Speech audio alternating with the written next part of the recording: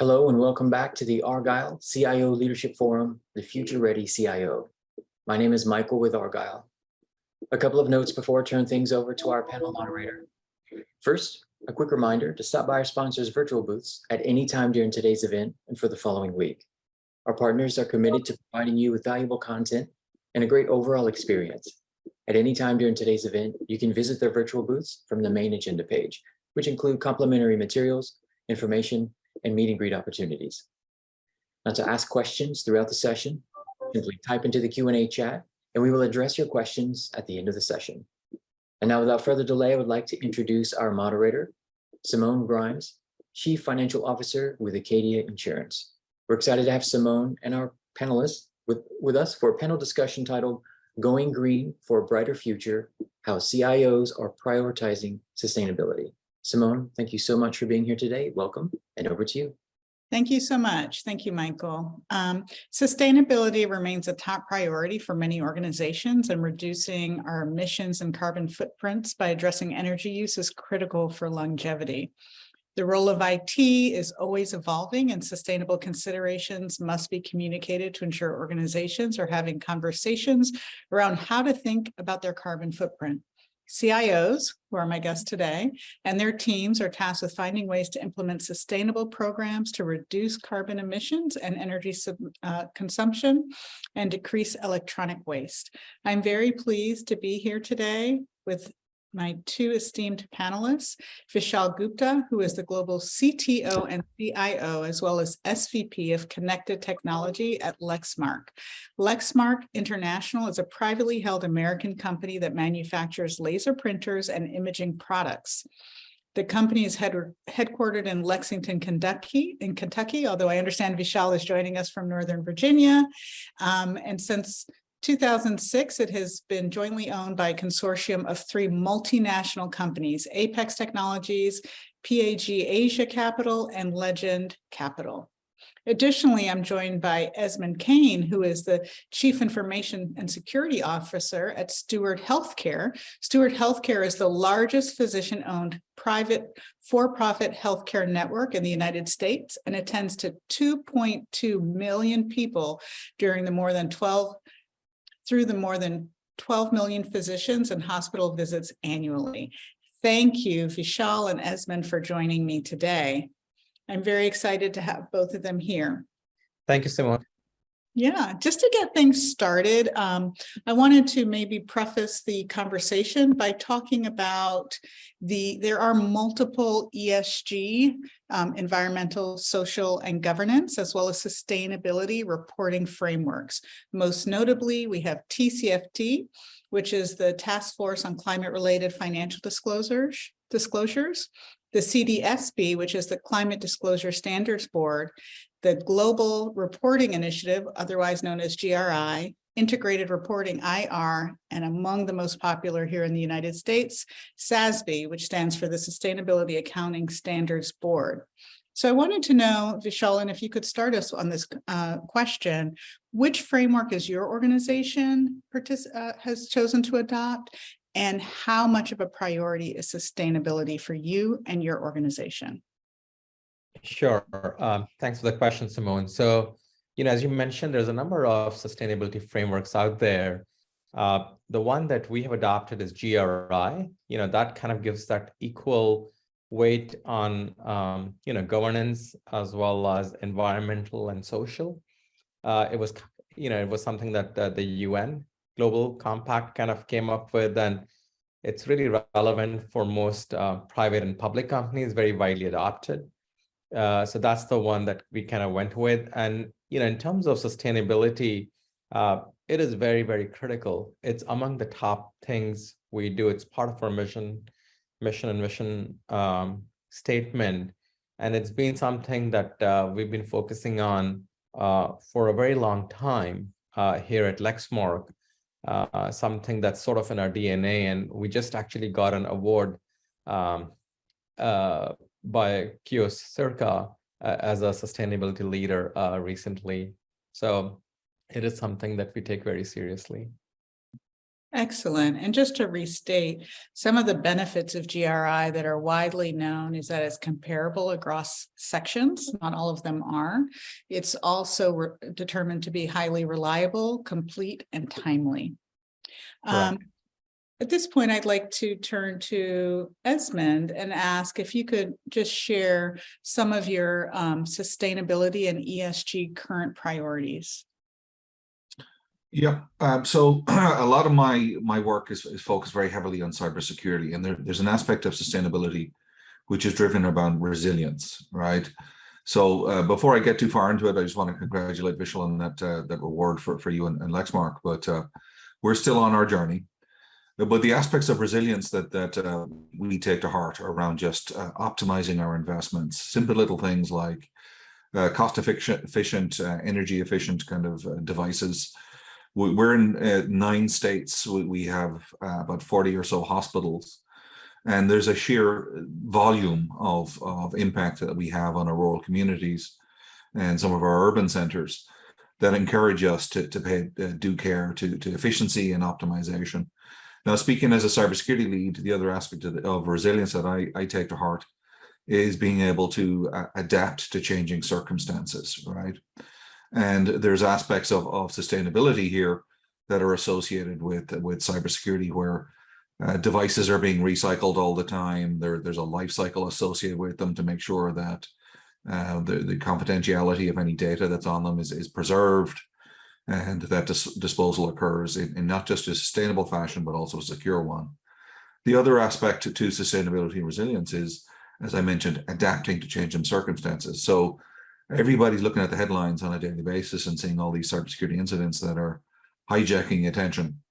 And there's an aspect of that to talk about keeping the lights on. And what does that mean in a sustainable fashion when you're facing not just a pandemic, but also a cyber pandemic? We're facing all of these natural hurricanes and these other kind of climate issues. And we're doing our best to stay on top of those in a repeated, sustainable manner, but also hoping to learn from what other organizations and hospital systems are having success with from a sustainability perspective. Thank you. And I did just want to mention to our audience, we are collecting questions through the chat feature. I do see a few coming in, and I will reserve those questions to the end, except when it seems to naturally fit in the conversation, but please keep those questions coming. So the next question that I have is really around the distinction and the movement around ESG, whereby we know that in 2019, the Business Roundtable, which is comprised of over 180 CEOs, really challenged this shareholder premise, premise as the most important stakeholder, and expanded the definition of stakeholders to include not just shareholders, but also employees, customers, suppliers, communities, and governments. To the extent that you are communicating your sustainability goals to all of your stakeholders, could you explain a little bit about how you're doing that? And Esmond, if you could kind of take the lead on this question. Yeah, I mean, shareholders are, it's a term, certainly when you think of ESG in the social aspect, is certainly fungible and subject to change. The one aspect to some of those guidance that was published that doesn't resonate in healthcare is it doesn't list patients, right? So to the extent that those are what healthcare as a business considers customers, those are our most important stakeholders. We want to make sure that we're driving the business outcomes to make sure that we're reducing readmissions, that our patient outcomes are to the benefit of our communities, their families, and indeed the patients themselves. So the shareholder value, you talk about our board level as a private company, it's mostly comprised of some of our senior executives and stakeholders. But you know, the other aspect of this is also talking about advice and guidance and making sure that you're placing these trusted directors in the right positions to be successful. So if I can answer your question directly, the value to healthcare in particular is around making sure that our patients are taken care of appropriately, that the outcomes are of a high quality and don't require a lot of readmissions. And for us, that's probably the most important value from a sustainability perspective. And how are you communicating your sustainable initiatives to your key stakeholders? So as part of our mission, we're required to certain stakeholders like CMS or Medicare or Medicaid. There's a lot of state bodies involved, all the different entities that we're associated with. Also through COVID, there was a lot of public reporting associated with admissions associated with respiratory complaints and various other kinds of ones. But also we just in general, our websites are our key portal. Our patient portals are so important. There's been efforts by the federal government around interoperability and such to make sure that our patients have access to the data and the notes and other kinds of things that are associated with their care. So there's not one mechanism, if that answers your question. There's multiple. Excellent. And Vishal, if I could ask you the same question, also keeping in mind that your organization is multinational. So when you think about one of the stakeholders being governments and communities, there are more rigorous requirements in other nations other than the United States. So if you could answer that question, thank you. Yeah. So, when you think about the stakeholders, because I'm also seeing some of the questions on the side around, how do you create momentum for sustainability in your company? I think there are 3 or 4 interesting stakeholders to be thought about besides investors, which is, the initial focus that kind of spurred with Blackstone and others, a lot of work in this area. We're a private company, so we certainly don't have direct pressure from equity investors, say a Blackstone, but where we see very, very key stakeholders is one of the unique stakeholders is employees itself. What we're finding is, we talk about us being in a talent war, is that employees want to work with companies with a purpose.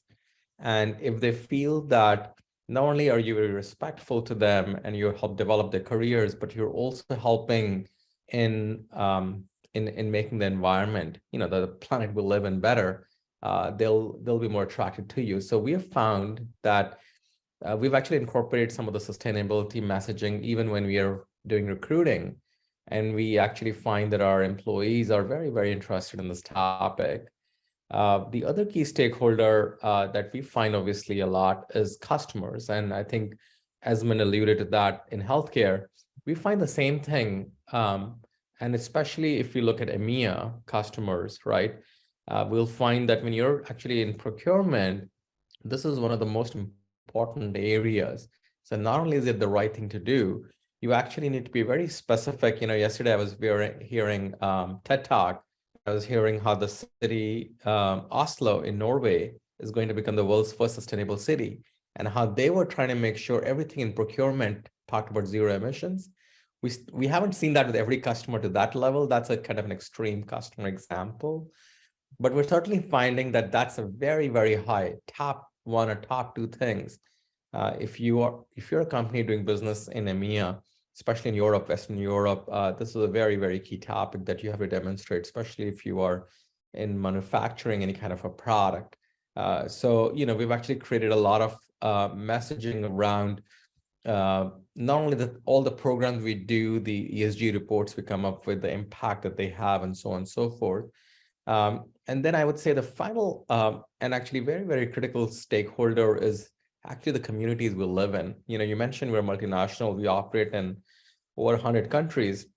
Now imagine a place which actually has significant offices or factories from us. So like Juarez in Mexico is a significant factory from us. That location we just announced, became carbon neutral certified in last month in October, actually October 26th, like 6 weeks back. So just, we made a lot of obviously focus on it. We just introduced in our main headquarters in Lexington, we're putting in, the governor of Kentucky came, and we are putting in this 2 megawatt solar array, very large project.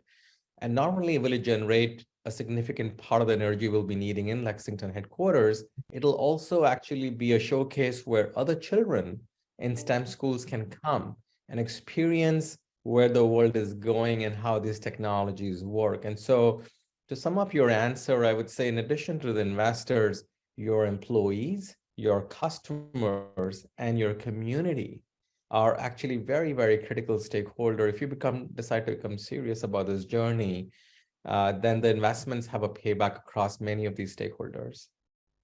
Excellent. And there actually is one question I think dovetails very nicely onto what you were just talking about, Vishal, because again, we're talking about this movement from the long held, I'll just call it the Friedman doctrine, where there was a shareholder primacy. All that mattered was rewarding shareholders. And now we've moved to a broader definition of stakeholders. So one of the questions that came in is, how do you rationalize the amount of money that the organization is spending on ESG initiatives with that kind of balancing act of shareholder value? I think it's a great question, and I'll give you a very specific real world story. I also sit on an investment committee where we evaluate all the capital projects that come in. And this is a story from last year, right? We were in the middle of pandemic, very hard to fund new capital projects. But we had our chief sustainability officer come and present to our investment committee this thing about solar array. And he talked about how he needed $4 million and it would produce, roughly, as I mentioned, about 2 megawatts, and it will take about 2 years to commission. And what he also laid out when he was laying out was that, the ROI is not going to be immediate. It'll take a little bit of time. It's a sort of, 5-7 year kind of time when you start breaking even. But he talked about how that actually is something that will impact the community that we are in, the support that the state wants to give if we undertake that, with the governor himself wanting to come in and talk about it, how it could impact the school system and all this, the way the state wanted to participate in really spreading this as a showcase of sustainability efforts. And when we looked at all the data, we felt that in addition to the financial quantification that made this project somewhat attractive, the quantification of the community impact that we could have. And, we had recently come from a trip to Europe where we saw a lot of customers asking us very direct questions on sustainability. And we felt that, hey, this is not even something we can quantify around how, when we are positioned versus the rest of our competitors, the very specific actions, not just carbon offsets that companies end up purchasing, but very specific actions we can show. And so I think this journey is going to be different for different people. And so it's important to quantify the impact across not just the project, but across various stakeholders. And I think you'll find that many of these projects are very, very attractive when you do that. Yeah, I think what's been critically interesting is when we think about who are our shareholders or our investors, it's important to understand that they are people who run institutions, and then lay equity holders that make up the population. And the population at this point has really evolved their expectation of organizations in wanting them to not only deliver value, but also be a good to society. And I think the extent to which that trade-off is acceptable to shareholders has yet to be determined, but there has been a lot of movement to, as long as you're reporting and disclosing the intended payoff for capital investments that are sustainable, whether or not shareholders are in line with that. And they can, obviously, in a public company, can vote on that through the proxy season, and then in a privately held company, communicate to the board around that. Esmond, I saw your hand up. Did you want to take that? Yeah, I mean, I definitely want to just pivot off about some of what you and Vishal were talking about there, which is, in order for this to be representative, there's a huge element of this, which isn't just what you can accomplish, but also what you influence through your supply chain, whether it's diversity or indeed holding them accountable for some of these other kind of ESG initiatives. I mean, we saw during, for instance, the pandemic that there was a huge constraint placed upon procuring PPEs and ventilators, right? And the question became very quickly that it wasn't just one issue. The whole planet had a need to increase its dependence on these devices, which were critical to the delivery of care. And it became a focus on that vendor ecosystem, and it became just an abject example of how there's interdependencies there, and how one almost butterfly effect can create ripples across the entire ecosystem. It's still ongoing right now. If you're looking at things like talent management and things like the Great Resignation, ESG is a huge influence on that, right? We're hearing, terms thrown around like Great Resignation and quitting and things of that nature. We're seeing all these layoffs in Silicon Valley and such. But again, it just speaks to the need to have a kind of holistic approach and to focus on these interdependencies. And very often I find it surprising that you pull on one thread and you're not quite certain what bell is going to ring. Very good. The next question is for you, Esmond, and I'm actually going to tie in one of the questions that's come in because I think it's relevant. So when we think about ESG, we spend a lot of time talking about environment. However, the G stands for governance, and ESG includes good corporate governance, and a major component, which we've heard through SEC announcements and other regulatory requirements, is that cybersecurity and the potential loss of critical assets is a key component of good corporate governance, specifically the erosion of trust between the company and its customers, employers, and third parties, and the risk of irreparable harm to the company's reputation, brand, and bottom line. Esmond, I know that you have focused a lot in this space. Could you share a little bit about how you as an organization and as a CIO, how your efforts in the cybersecurity and governance space directly impact your organization's overall ESG efforts? Yeah, I mean, it's quite interesting right now on several fronts that cybersecurity is becoming increasingly relevant to the board of directors. You had touched there upon the SEC requiring a board level certified expert to be leading the programs. There's also obligations like reporting incidents within 4 days. Indeed, filing your incident response plan, your cyber risk management plans are not going to be required as part of like your 8K filings.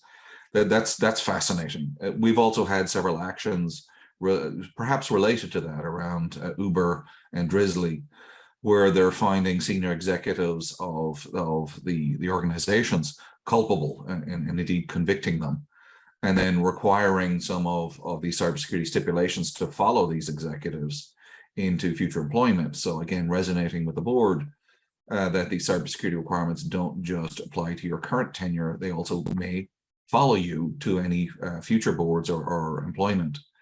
We've also starting to see the impact of years of ransomware attacks, and not just in healthcare, indeed across every single vertical, where cyber insurers are starting to require a lot more due diligence from organizations. I worry that might be setting another unsustainable compliance benchmark rather than advocating for true security. But certainly our insurers are starting to require a lot more of a control framework to prevent problems. They're starting to stipulate that if you don't comply, for instance, if you're not patching within certain windows, they're going to pay at a discounted rate if you do are unfortunate to suffer one of these attacks. They're also starting to add in cyber war provisions. So if you're an unfortunate victim of some of these nation states, it's almost deemed as an act of God. They don't see it as being culpable after like Merck and Maersk held them accountable. So there's certainly a lot of things that are happening. You're also starting to see now that certainly domestically in the US, the midterm elections are over. So Senator Warner in particular is starting to put out a call for action on improving healthcare security. You're also seeing over in the EU and EMEA, NIS2 is now also requiring a lot more cybersecurity due diligence, following on down the lines of GDPR. You're also starting to see the Patch Act. So certainly there's a lot of activity requiring senior leaders and boards to be held accountable for cybersecurity and to enforce, some of these best practices. There's a truism that's existed for many, many years that structure influences behavior. And it's kind of like just resonating that when the board is responsible for not just electing the CEO and establishing practices and policies around business and financial due diligence, you're now required to have a lot more responsibility around technical and in particular cybersecurity. So I think the future hopefully looks to require a lot more good governance. We'll have to see what happens with case law. A lot of these things aren't necessarily enforceable until they're put in front of a judge, but it's certainly going to be interesting for the next few years. Excellent, thank you. And Vishal, I think you wanted to add a comment on the G component governance of ESG and cybersecurity. Yeah. So I have a lot of passion on cyber as well. The CISO reports to me, and I was I actually created a lot of cybersecurity products we use today because I was a SVP at Symantec. I think there's maybe three things I wanted the audience to take away on the governance side. One, and Esmond touched on it, is the standards themselves. Whether it's the ISO 27001 or SOC 2 or PCI, or depending upon wherever you are. And I think the standards, some of them are required by law, but some of them actually help you differentiate in the market, right? We recently got probably for the 10th time ISO 27001 certification done. And this was the first time we had like zero even suggestions, right? Not only zero findings, but zero even suggestions for improvement, which sort of helps you evaluate how well your teams are doing in terms of, really being standards-based. So I would encourage people to look at that. I think the other piece is, we were talking about frameworks for ESG. There's frameworks for governance and security. One of the most powerful one is zero trust, which helps you, adopt a very pragmatic framework in terms of making sure that it's more realistic, because you sort of expect to be breached and you say, how do you minimize the impact and find it out quickly, versus trying to prevent breach, which people tried for 30 years, didn't work. The other thing is, tying governance and the environment together. If you make decisions like, for example, moving to cloud, you can not only reduce your scope 1 emissions, because, again, now the cloud vendors can do far more employing technology than you can in your data centers for limiting emissions. But then you could also then think about, when you do that, what kind of security protocols to deploy if you make that choice. Things like CNAP, which help you really provide much better cloud security. And so those are sort of things around standards across frameworks and across decisions that might be at the intersection of many of these that I wanted to just encourage people to think about. Excellent. So we have about 10 minutes left before we start taking questions, and we have some great questions in the chat. I wanted to ask, you kind of have touched on it, but which frameworks or internal operational mechanisms are you using to monitor and measure sustainability goals? Vishal, you kind of mentioned the scope 1, scope 2, Sure. scope 3 emissions that we traditionally think about. It's easier said than done, obviously, and data collection is a huge component of it. Could you speak to that a little bit? Sure. So I think, scope 1 is obviously things that are more directly impacted with things you're doing. Like maybe you're putting yourself out if you have data center greenhouse gases in the environment, right? Scope 2 is more through secondary activities, and scope 3 is really through your vendors. And so one of the things we have done is to make sure that all the three can both be quantified and externally audited and verified. There's a concept called science-based targets, SBTI, right? So we sort of adopted that this year to say, okay, how do we kind of embrace those pieces? When we think overall in terms of sustainability, we think about carbon neutrality. When we think about carbon neutrality, we look at it from two perspectives. We look at it from an operational perspective, i.e., from our operations, what impact are we having to the environment? And that's where scope 1, scope 2, and scope 3 come in. And then we think about it from a product perspective. For the product that we are developing specifically, what can we do to make it more sustainable? So on the operational side, we have metrics like we have said, okay, by 2035, we want to be carbon neutral. But it's not enough just to be carbon neutral. And many companies have said taken to 2040 or sometimes even 45, but we wanted to be a little more aggressive. But what we have tried to do is to also put interim goals. Like we've said, every year we want to make 5% better improvement for each facility that we have on the energy that we were consuming. And so that is actually encouraging us to actually invest in, I mentioned, the arrays, the solar array for 2 megawatt that went up in headquarters. It's not just limited to one location. It's something that we're doing across, even in Cebu in Philippines, for example, even in Juarez, where we have a factory. So we're systematically investing in these areas to really make sure scope 1 emissions can be very tightly controlled.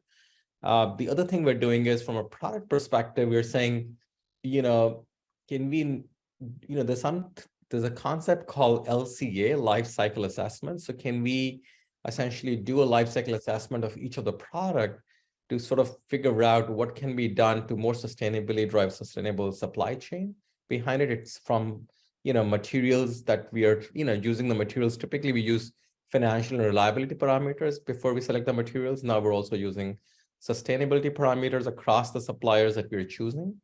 We also ended up introducing on the product side something that we called as the first really carbon neutral printers in the world. That just got announced in September, because there, we look at the carbon footprint that product would have, and then we purchase a carbon offset accordingly.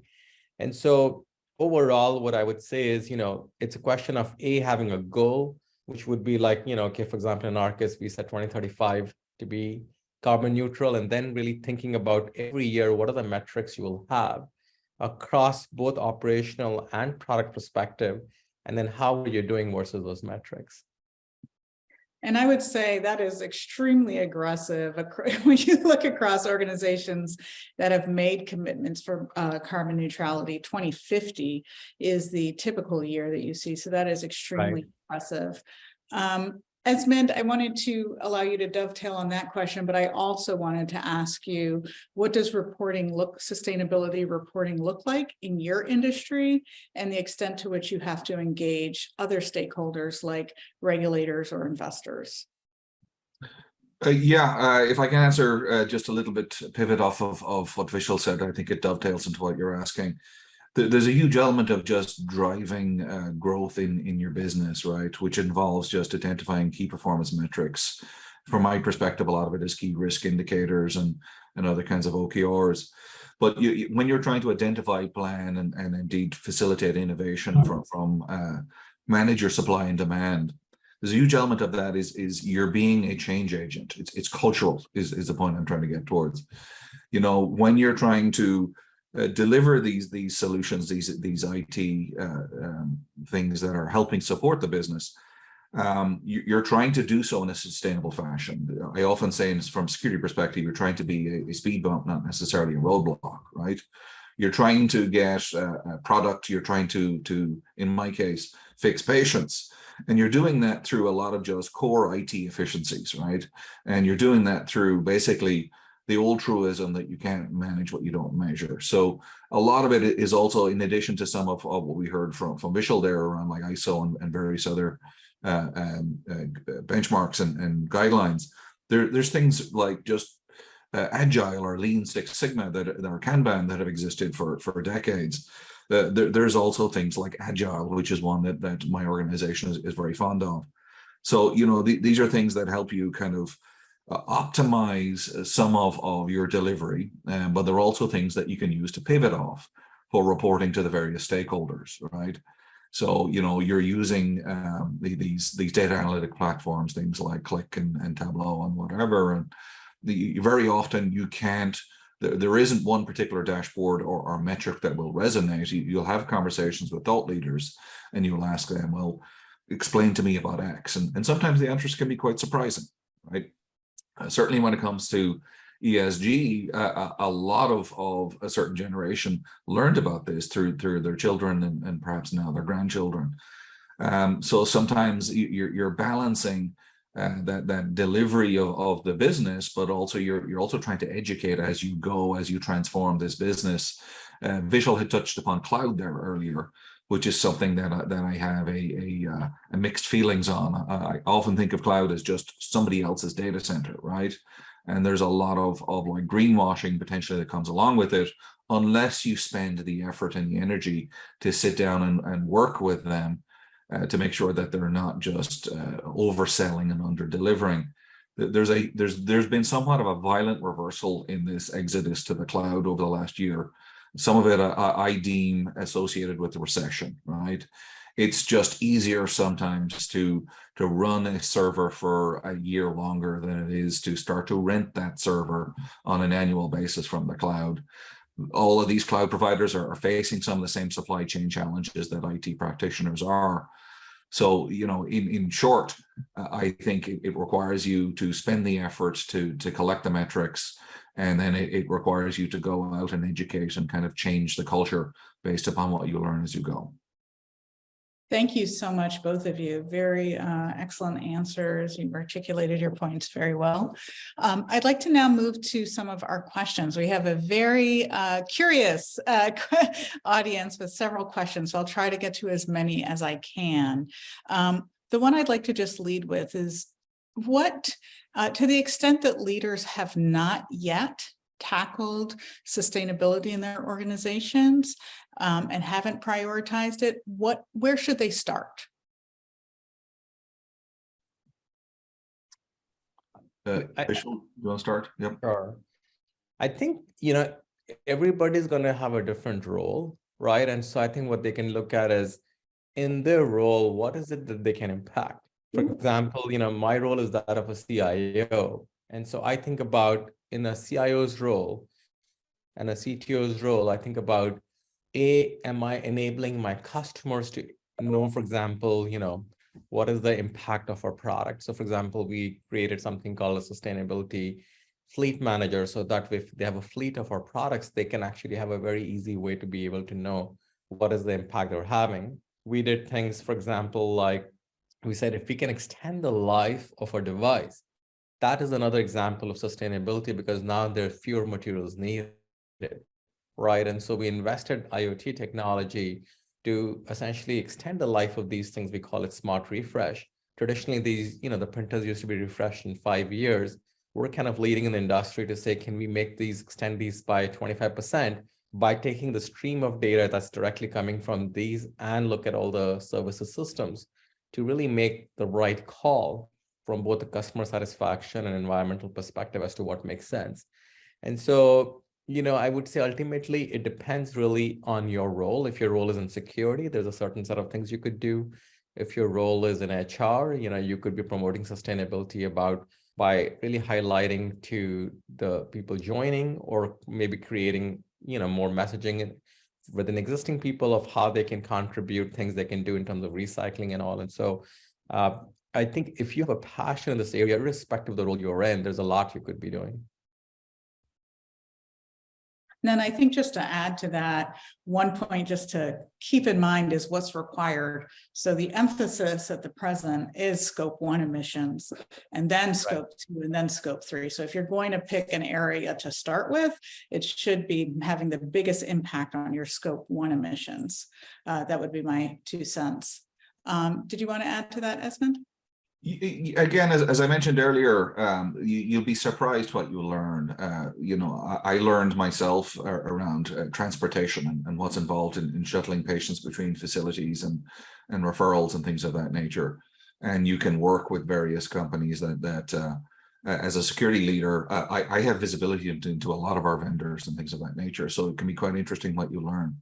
But certainly for me, to Vishal's point, legacy technology, it tends to be very wasteful, to put it mildly. They're not necessarily generated with longevity in mind, so it can be good to talk about life cycle associated with those devices, but also just open the conversation in general. Like I said, one of the examples I learned was transportation was a huge avenue and opportunity that you can probably impact ASAP by including that as part of your design criteria, your selection criteria. Excellent. The next question we have is, how do CIOs become more proactive in ESG efforts? We know sustainability is important. We know ESG is more than a buzzword. How does the CIO get more involved? So I think one of the interesting things that the CIOs can do is both with the technology that their employees are using. If you look at, for example, the vendors, from a vendor perspective, you could certainly look at both the security ratings, like you could look at the BitSight score of different vendors that you're employing. From a governance perspective, you could also look at a sustainability score. These days, many of the companies through these frameworks we discussed have actually a score that gets assigned. And that could be a criteria that you use. It doesn't have to be the only criteria as part of a balanced scorecard. It could be an interesting criteria that you leverage when you're choosing your vendor. That's one approach. The other is, I think technology actually has the power as a CIO to help reduce this transportation piece also that Esmond was saying. And I'll give you a very specific example. Every device, for example, even at home, when we use a car, when we use a fridge, when we use anything, have a certain breakdown, using technology, you can drive predictive maintenance, right? Predictive maintenance can reduce not only the downtime, so I need fewer spares, but it can also reduce the the number of outages you're having. So for example, for our printers, using our IoT technology, we can predict in 90% of the cases, when something will break down, and we can 70% fix it remotely. Now, all that remote fix has a huge impact on all the trips that would have been caused had people traveled. So not only would have the trip have cost a couple $100, but also imagine all the emissions that would have been caused from the trip that now by having that remote fix can happen. And so I think as a CIO, you could think about, again, leveraging some of these technologies, whether it's IoT or AI or other things, as well as leveraging the data that comes from third-party reporting, like on security with BitSight, like on sustainability scorecards that you can get on vendors to sort of, make the selections that you do. So you could look at it both in terms of making your products smarter, better, more less prone to failure, and also making sure that the partners that you're picking with have a focus on these areas. Thank you so much. And we are at, I think, a 3-minute countdown warning. So I'd love to give this last question to Esmond. Could you share with us a little bit about how you actually track the impact of carbon neutral or sustainability initiative after they've been launched? For instance, I'll give an example of some of the work that we've done with both our IT and our colleagues in supply chain and procurement, right? Where we were focusing on kind of some of the problem Vishal described around recycling or repurposing or reinvesting in IT devices, right? So you can track simple little things like how much of that equipment gets diverted to a responsible remanufacturing site, or how much of it is diverted to a landfill. There are partnerships you can drive with various different nonprofits and such that will help you track some of that effort, and Stryker in particular, and other kinds of ones, will help you determine the cost savings so that you can have an abject figure to demonstrate the value to your CFO. You can have various other kinds of, indeed, some of these IT remanufacturers will return funds to you and pay you back for being able to capitalize on some of these ability to repurpose. Now, obviously, from my perspective as a cybersecurity guy, I need to make sure that equipment, whether it's OT devices or a lot of these building management or industrial control systems, or indeed more traditional IT equipment, that there is chain of custody, that I get an NIST 800-88 kind of data sanitization reports, certificates of destruction, and other kinds of things that I want to drive. So hopefully that answers your question, Simone. Excellent. Well, I want to thank both of you today for taking time to really share your expertise in the area of sustainability, as well as, and specifically how it relates to the CIO space. Thank you everyone for joining us today, and we look forward to seeing you next time. Thank you so much for the opportunity, Simone. Thank you. Thank you, Simone, Vishal, and Esmond. Thank you so much for joining us today. I also want to thank everyone else for joining us today for this fantastic session. This session, along with all of today's content, will be available on demand following the event. Simone, Esmond, and Vishal, thank you so much. Thank you. Thank you.